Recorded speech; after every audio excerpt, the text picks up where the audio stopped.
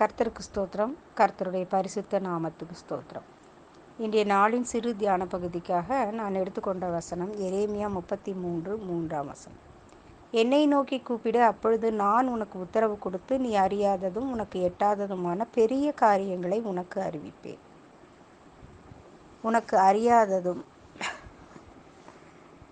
நீ அறியாததும் உனக்கு எட்டாததுமான பெரிய காரியங்களை உனக்கு அறிவிப்பேன். கிறிஸ்துவுக்குள் பிரியமானவர்களே, ஒரு வாலிபனானவன் தன் தகப்பனை நோக்கி, நீங்கள் என் வாழ்வில் அப்படி என்ன காரியங்களை செய்தீர்கள் என்று தன் விரக்தியான நிலையை வெளிப்படுத்தி கொண்டான். வயது முதிர்ந்த தகப்பனானவரோ தன் மகனானவனின் கண்களை உற்று பார்த்துவிட்டு, தன் மகன் மேல் கோபம் கொள்ளாமலும் எதையும் பேசாமலும் காலங்களும் நேரங்களும் பதில் கூறும் என்று தன் மனதிலே நிர்ணயம் செய்து கொண்டு மௌனமாக இருந்துவிட்டார்.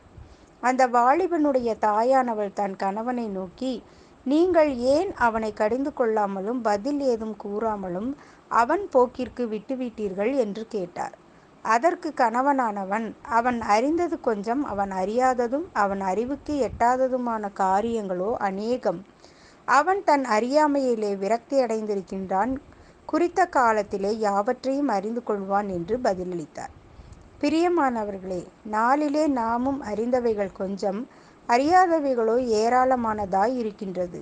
நம்மீது அன்பு கூர்ந்த நம்முடைய பரமபிதாவானவர் ஒரு நன்மையையும் நமக்கு தடை செய்வதில்லை. நாம் கேட்டு பெற்றுக்கொண்டு நன்றி கூறும் காரியங்கள் ஒரு சில உண்டு. ஆனால் நாம் அறியாததும் நமக்கு எட்டாததுமான பெரிய காரியங்களை பிதாவாகிய தேவன் தாமே நடப்பித்திருக்கின்றார். செய்வதற்கு அப்படி என்ன பெரிய காரியம் உண்டு என்று கேட்க தோன்றுகின்றதா? அந்த இளவயதுடைய வாலிபனைப் போல நம்முடைய அறிவுக்கு எட்டாதவைகள் அநேகம் உண்டு.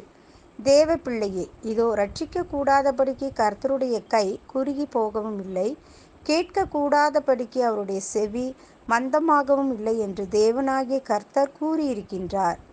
நம்முடைய நாவில் சொல் பிறவாதற்கு முன்னே நம் தேவைகளை எல்லாம் அவர் அறிந்திருக்கின்றார். அன்று நம்முடைய ஜனங்களை ஒரு மனிதன் தன் பிள்ளையை சுமந்து கொண்டு போவது போல அவர்கள் நடந்து வந்த வழிகள் எல்லாவற்றிலும் தேவனாகிய கர்த்தர் அவர்களை சுமந்து கொண்டு வந்தார். அதுபோல இன்றும் இந்நாள் வரையும் நம்மை சுமந்து வந்திருக்கின்றார்.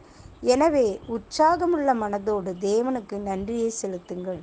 தேவ பிள்ளையே, அவர் ஒருபோதும் கைவிட மாட்டார். ஆமேன்.